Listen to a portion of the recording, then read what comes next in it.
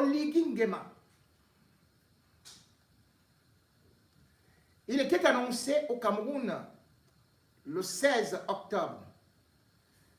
Et on nous a même fait comprendre que le directeur du cabinet civil, en la personne de Bondayolo, était déjà en action pour finaliser cette visite d'État.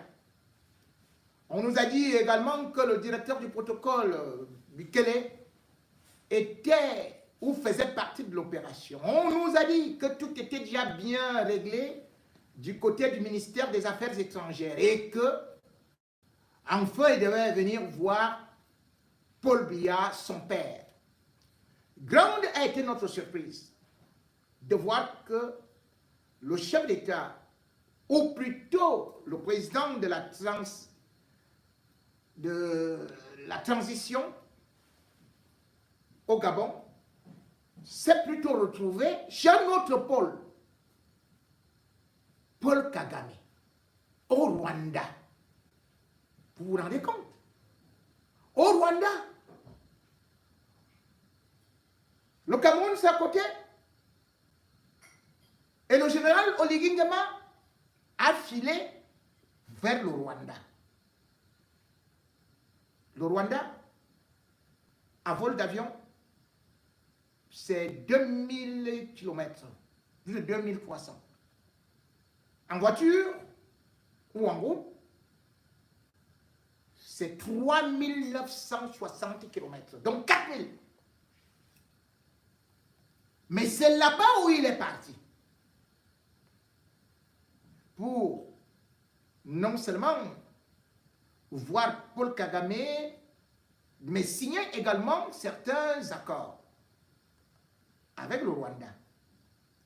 Avant cette visite, on se rappelle que juste après avoir renversé Ali Bongo, Oligui Nguema s'était déjà retrouvé le 19 septembre en Guinée équatoriale chez le président Obiangema Mbazogo. Le discours qu'il avait prononcé là-bas montrait déjà qu'il considérait et respectait beaucoup le chef d'État équato-guinéen, qu'il avait d'ailleurs qualifié d'être le doyen des chefs d'État. Et pourtant, on nous a toujours dit que Paul Biya était le doyen des chefs d'État de l'Afrique centrale, voire de toute l'Afrique, au regard de son âge, au regard de toutes les relations et de tout ce qu'on peut considérer vis-à-vis de lui, et surtout. Après cela, on se disait que certainement il viendra au Cameroun. Mais avant cela, on avait déjà vu Touadéra, Bangala en colère, passer, et puis on avait vu même aussi le jeune Mahamat, Idriss Déby.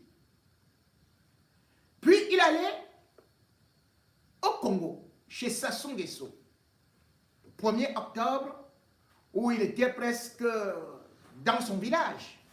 Il a été accueilli partout avec les honneurs d'un chef d'État.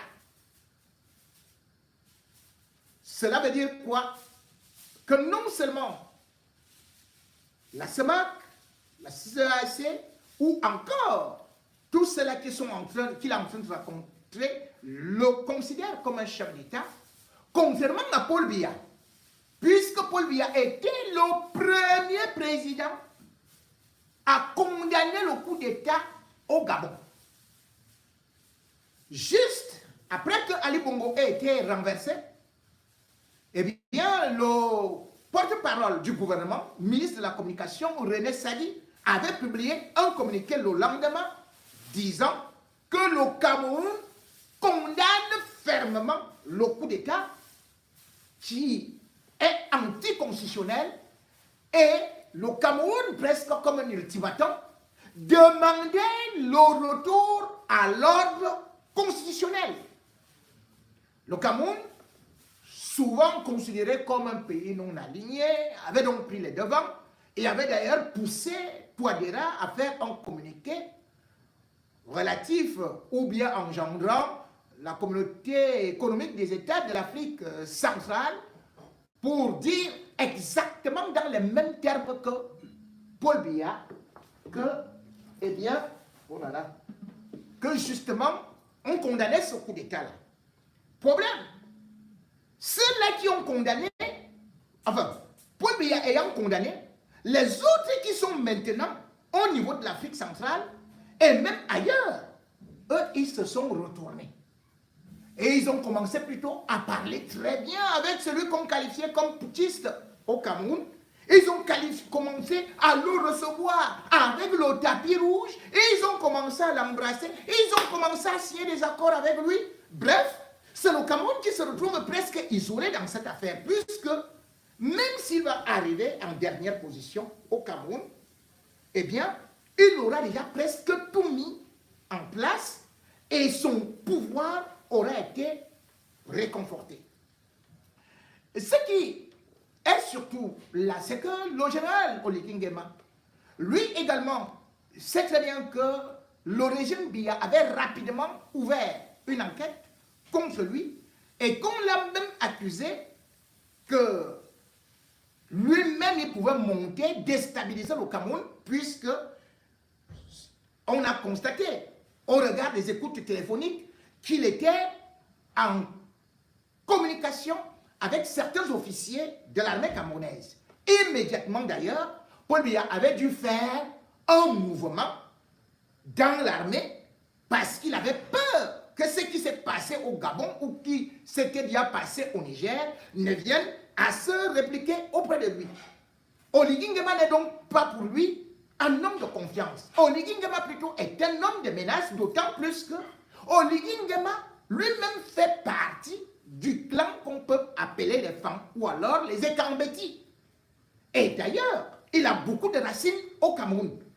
Et du coup, le gouvernement camerounais, par hypocrisie, a commencé presque à le mettre de côté, à le soupçonner et surtout à voir s'il y a même possibilité de faire qu'il soit rapidement déstabilisé. Paul Biya a toujours considéré Ali Bongo comme son fils. D'ailleurs, c'est lui qui avait envoyé l'Obir pour l'installer en 2009. C'est lui qui avait encore envoyé l'Obir pour aller sécuriser Libreville en 2016. Donc, pour lui, pour Oligui Nguema, ce n'est pas une très bonne chose que de venir s'amouracher avec Paul Biya. Mais cependant, on peut quand même dire qu'il pourra arriver au Cameroun. Après avoir rencontré Kagame, Oligui Nguema pourra venir au Cameroun. Mais cependant, il ne pourra pas avoir les mêmes relations avec le Cameroun comme Ali Bongo avait. Déjà, il faut savoir que le Gabon cherche maintenant à se détacher de ce qu'on peut appeler la dépendance alimentaire. Que ce soit aujourd'hui avec les pays voisins ou encore avec même le Rwanda, eh bien, le Gabon est prêt à signer des accords pour qu'on vienne installer des usines de montage de certains outils, de certains appareils de l'agriculture pour augmenter le secteur agricole. Le Gabon a l'intention de faire augmenter sa production de manioc à 276 000 tonnes de plus.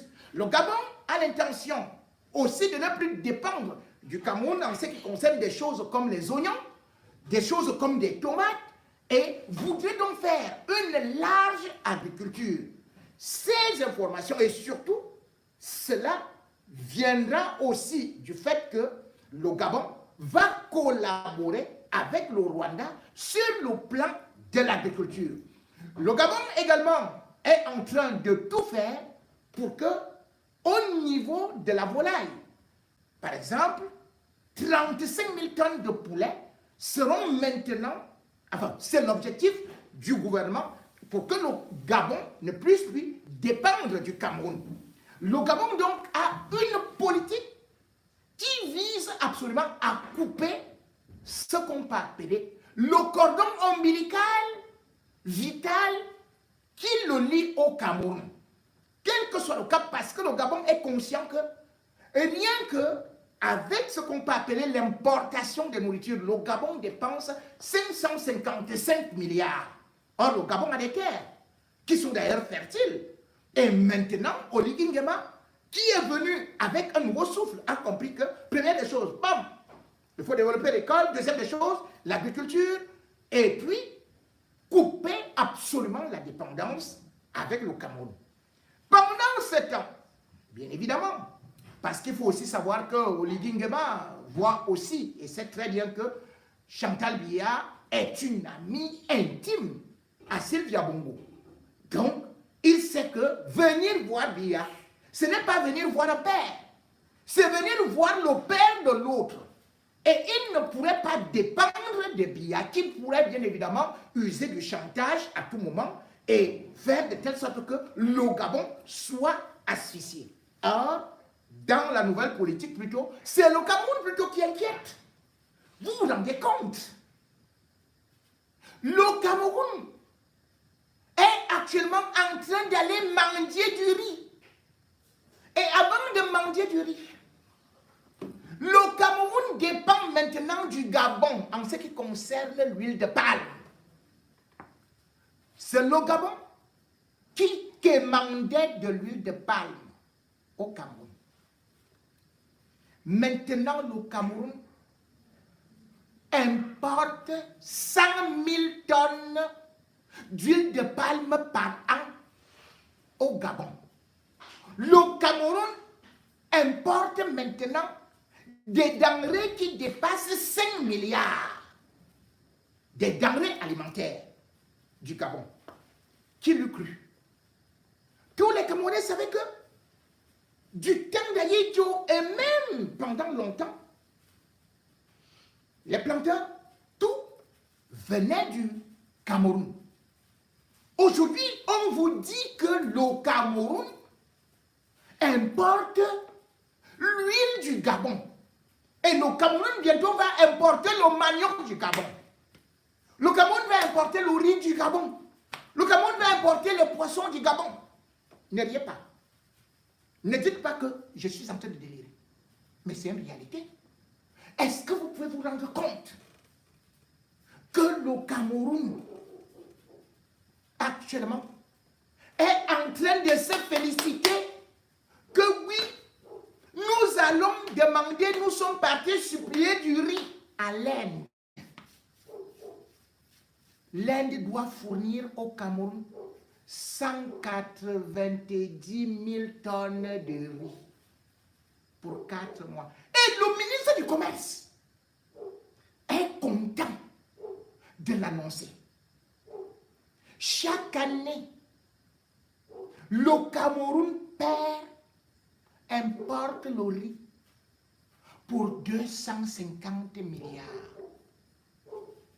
Le riz du Cameroun est cultivé par les Chinois. Et il part en Chine. Et le gouvernement camerounais nous annonce que à la fin de l'année, vous n'aurez pas de problème de riz. Ça viendra de l'Inde. De l'Inde. Pourtant, le Cameroun a pris de l'argent. Le Cameroun a pris des crédits pour faire la sèmerie. Le Cameroun devrait donner du riz au monde entier. Ah, pas au monde entier, mais tout au moins à l'Afrique centrale. Mais aujourd'hui, le gouvernement est content de nous annoncer qu'on est en train maintenant d'aller mendier le riz indien. Je vais vous montrer une vidéo avant de continuer. Pour que vous vous rendiez compte de la méchanceté de ce régime. Ça concerne l'usine de riz qui avait été programmée, financée par la Banque mondiale et que le régime Biya a abandonné. Tout a été pillé. Regardez.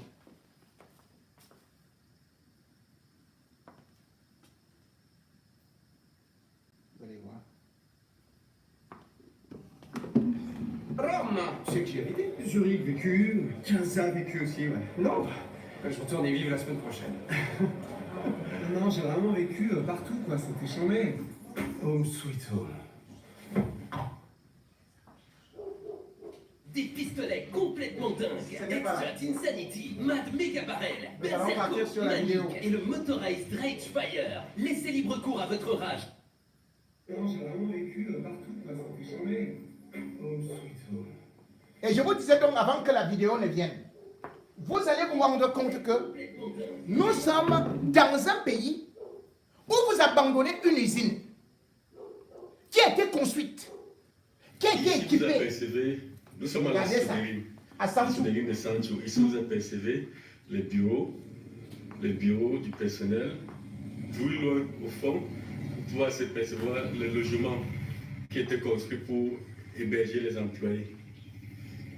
Juste là devant, les stations de pompage pour carburant, essence et gazoil. On continue et on va directement à l'usine. Ça, c'est la Soderim.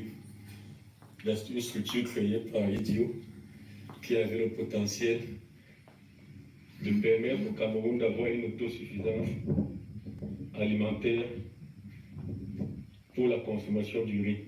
Ouais. Aujourd'hui, le Cameroun importe, la Soderim est fermée, la serrerie est incapable de distribuer le riz paddy et le Cameroun se retrouve à importer pour près de 200 milliards de riz chaque année. Le 250 milliards. paradoxe, c'est quoi? C'est que tous les responsables en charge Écoutez, de notre économie, tous ceux qui peuvent décider de la relance de la production de riz, nous avons parmi des sénateurs les et des sénateurs, responsables du Conseil de sécurité nationale, des conseils de... Vous apercevez là le pont bascule de la Seigneurie. J'ai parlé tout à l'heure du Conseil économique et social, qui est l'organe qui, en principe, devrait émettre des réflexions sur la sécurité alimentaire et la stabilité sur le plan social. Mais paradoxalement, le vice-président du Conseil économique et social est un des plus gros importateurs de riz au Cameroun. Vous comprenez pourquoi il ne doit pas se soucier de tout ce qui peut être scandale de riz et fermeture des structures de production. Voici le bâtiment de la Seigneurie. Nous allons essayer de voir si on peut avoir une image de l'intérieur. vous allez voir l'intérieur. Tout ça, Aïe, tu as construit. Paul Biya. Paul Biya. Nous sommes à Sancho. Paul Biya. Paul Biya. Tout ça abandonné. Paul Biya. Paul Nullard.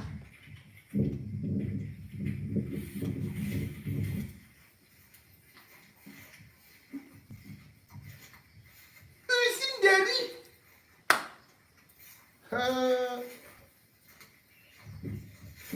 Seigneur. Ici, c'est le locaux de la Seigneurie. Ces locaux ont été vidés d'une bonne partie d'appareils, mais vous pouvez apercevoir les turbines.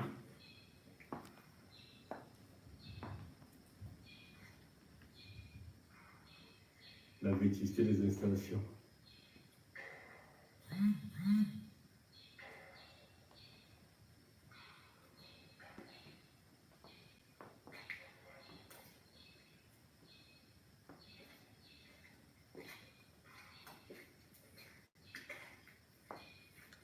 Ici, nous sommes à Sanchou, hein.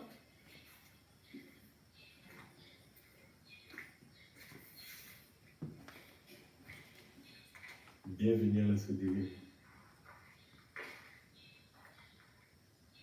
Et ils dansent. Ils dansent qu'on prend maintenant du riz en Inde. Et ça revient à combien? Regardez, les gens meurent de faim au Cameroun, un pays autosuffisant alimentaire. Mais c'est incroyable. Tout a été fait. Tout fonctionnait. Mais le maudit type là est venu pour détruire. Voilà. Le voilà avec les machines, les tracteurs. Vous connaissez cette histoire, non? Paul Biya avec les tracteurs. Est-ce que vous connaissez, regardez, ces tracteurs qui sont en brousse? Vous savez combien ça a coûté au Cameroun? Les tracteurs, si, c'est l'Inde, là où Paul Biya va maintenant mendier du riz. C'est l'Inde qui a donné, le Cameroun est parti prêter combien? 18 milliards 875 millions pour ces tracteurs. Ici, nous sommes en 2009. C'est là où ces tracteurs sont arrivés. Est-ce que vous savez le nombre de tracteurs qui est en brousse, qui devaient relever l'agriculture du Cameroun? 667 tracteurs. 667 tracteurs abandonnés en brousse. Pourtant, Exim Bank de l'Inde avait signé des conventions avec le Cameroun pour l'autosuffisance alimentaire. Que bon, écoutez, au lieu que vous importiez du riz, voici les motoculteurs, voilà les tracteurs que vous devez donner aux agriculteurs. Entre-temps, il faut vous rappeler que nous sommes en 2006. Là, ce n'est pas un prêt. L'Inde propose au Cameroun que maintenant nous vous donnons 60 tracteurs d'abord gratuits pour distribuer aux agriculteurs. Et puis nous viendrons par la suite construire une usine de montage. Les tracteurs arrivent au Cameroun. Qu'est-ce que les ministres du gouvernement font? Ils commencent à dire que on ne peut pas dédouaner. Boucon de douane. La douane, c'est pour l'État. Hein? Mais ils demandent les frais de douane. Et ils disent que si un planteur veut dédouaner, si un planteur veut le tracteur, il donne 2,5 millions pour le dédouanement. Les milliers de planteurs sont allés verser 2,5 millions, n'ont jamais vu le tracteur. Sur 60 tracteurs, 52 ont été détournés et livrés à des ministres de Paul Biya. Donc, Grégoire Owona a pris le tracteur. Le ministre actuel du commerce, qui est content de venir nous donner du riz, c'est-à-dire de revenir vendre du riz, lui m'avoir attendu.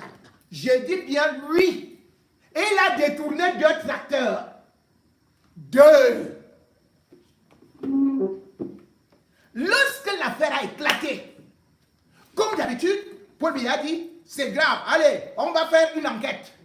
Il a lancé, soi-disant, ce qu'il appelle souvent là, la CONAC. Après, il crée une commission. Il dit, lancez les enquêtes. Les enquêtes ont commencé en 2009. Nous sommes en 2023, les enquêtes ne sont pas finies. Le dossier est classé. 60 tracteurs portés disparus. Et voici les autres qui sont arrivés parce que Paul Biya voulait se faire élire en 2011. Lui-même, il fait le discours le 17 janvier 2011. Nous sommes au comice agropastoral de Bolova, dans son propre village. Il dit, un pays ne peut pas vivre s'il n'est pas autosuffisant alimentaire. Donc notre priorité, c'est de faire que l'agriculture soit mécanisée. Je demande au ministre de l'économie, et vous connaissez qui était le ministre de l'économie, lui, Paul Motazé, de prendre toutes les dispositions pour que dans les 6 mois, l'usine de montage des tracteurs soit opérationnelle. Ça, c'est Paul Biya, le 17 janvier 2011. Les Indiens sont arrivés. Ils sont restés là pour attendre. Le gouvernement camerounais bloqué. Vous voyez les tracteurs qui devaient être même dans un hangar. Les tracteurs ont été mis dehors. Les gens ont commencé à dépiécer les pièces pour les vendre à Yaoundé. Alors qu'on nous disait que ces tracteurs devaient nous permettre de produire du riz, du manioc, du maïs. Au village de Paul Biya. Je devais vous rappeler que Aïdjo organisait le comice agro-pastoral tous les 2 ans. Paul Biya a attendu 27 ans pour organiser un seul comice agro-pastoral.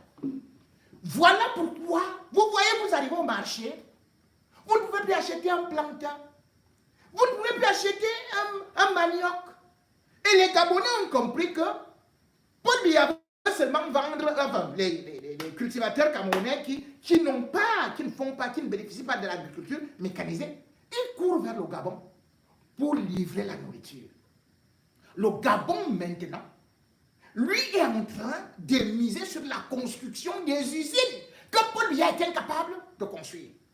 Puisque l'usine a été abandonnée, les Indiens se sont fâchés, ils sont rentrés chez eux. Et le même gouvernement, Luc Magloire, à Tamna, c'est lui qui repart signer que nous mendions du riz. Nous voulons 190 000 tonnes. Et ils se félicitent, ils disent que vraiment le Cameroun a fait fort. Hein? Nous sommes le pays qui a obtenu le plus que les autres. Hein? On lui dit que vous êtes devant qui? Nous sommes devant les Philippines. Les Philippines manquent de riz. Les Philippines ont obtenu 290 000 tonnes. Nous, on a obtenu 190 000 tonnes. Un pays qui peut produire du riz jusqu'à offrir ça à la France. Jusqu'à donner des cadeaux à l'Allemagne. Jusqu'à même nourrir les Indiens qui eux-mêmes sont nombreux là. On vient danser. Parce que Paul Biya, c'est de la méchanceté. Vous ne pouvez pas affamer votre peuple. Et les gars continuent à danser parce que lorsqu'il y aura élection, on viendra là avec un morceau de poisson, on va donner. Vous avez vu la semerie? Vous avez vu l'usine de Paul Biya? Dans son village, il est parti s'asseoir sur le tracteur. C'est l'affiche là qu'on avait mis sur la campagne. Hein. Photo de campagne. Un président. Beaucoup vont dire que c'est moi qui mens. Je suis le plus grand menteur. Oh, on a dit que... Oh, bah, voilà ce qui les intéresse. Vous arrivez au marché. Vous ne pouvez plus acheter du riz. L'huile que vous avez, ça vient du Gabon, alors que vous disiez que les Gabonais sont paresseux. Vous avez déjà vu? Voilà les Camerounais qui vendent du citron là-bas en route. On est en train de les chasser. Les Camerounais sont déjà éparpillés à travers le monde. Il n'y a plus rien à manger. Le poisson, il n'y a plus. Vous ne pouvez plus toucher. Le couscous, vous n'avez plus. Même le... Il n'y a plus rien. Paul Biya vous a réduit. C'est-à-dire que vous allez voir les Camerounais mendier. D'ailleurs, ils le font déjà en Guinée équatoriale. Ils vont là-bas au Gabon. Ils vont partout. Partout. Vous allez même les voir repartir bientôt au Tchad.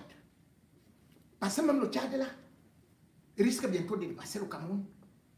Puisque nous, qu'est-ce qu'on produit encore? Vous vous rendez compte qu'on a importé la nourriture au Cameroun pour 3 000 milliards?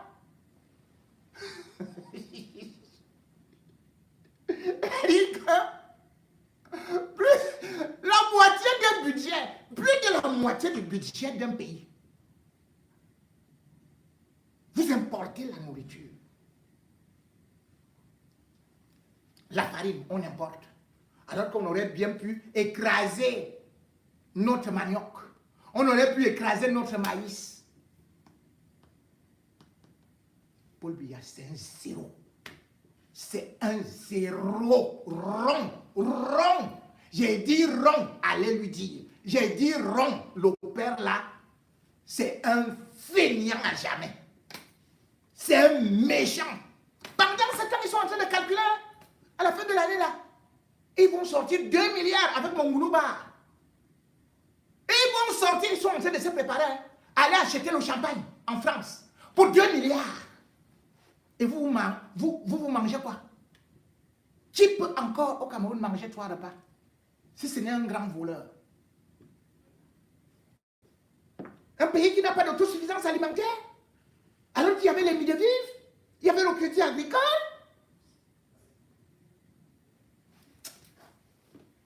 Pardon, laissez-moi là-bas. Moi, j'ai déjà même faim. La nourriture est là-bas. Hey! Même mon ventre là. Mon ventre gonfle déjà comme mon dossier. C'est la nourriture que vous voulez voir. Oh! Ouais, c'est que là, les gens comme les Daffy Duck, il est maigre comme ça là. Vous croyez que lui-même est-ce qu'il voit le bien? Hein? Vous croyez que les gars ils sont centrés là-bas qui voient le bien? Non! Le gars il est là squelettique, il est déjà sec comme le hara. Vous croyez que quoi? La nourriture est dure au Cameroun. Regardez mon ventre. Ça c'est là. Hé hé hé. Tambour. Aïe aïe aïe. Je mange du riz ici, je jette. Le poulet, je jette. Je fais ceci, je jette. Les gars, vous êtes là, je vais vous donner un poisson. Un poisson. Un poisson pour une élection. Avec 1 kilo de riz. 1 kilo de riz. Et vous commencez à dire, pauvre, aïe hop, aïe hop, aïe hop, aïe hop, aïe hop. Ok? Pendant ce temps, c'est mon ventre qui ne fait que faim. Aïe hop, aïe hop, aïe hop. Le ventre que j'ai pour aïe hop, aïe hop. Moi-même, quand j'étais au Cameroun, on m'appelait le liquide du micro. Aïe, c'est la souffrance que tu voudrais voir. Mon pantalon, je mettais 2 ceintures. J'attache d'abord la première ceinture qui va d'abord jusqu'aux os là-bas. Je prends les bretelles et j'accroche ici, que ça ne doit pas tomber. Et tout. Mais non! La première chose, donner du pain au peuple. Donner la nourriture au peuple. Même Jésus-Christ. Le premier miracle de Canaan, c'était transformer de l'eau en vin et surtout multiplier le poisson, multiplier du pain. Paul Biya a plutôt séché tout. Plus de poisson, plus de pain, plus de riz, plus de manioc. Vive le pays de la faim. Et c'est pour ça que Oligui Nguema s'en fout complètement de ce Cameroun qui n'a plus rien à manger et qui mendie déjà de l'huile au Gabon.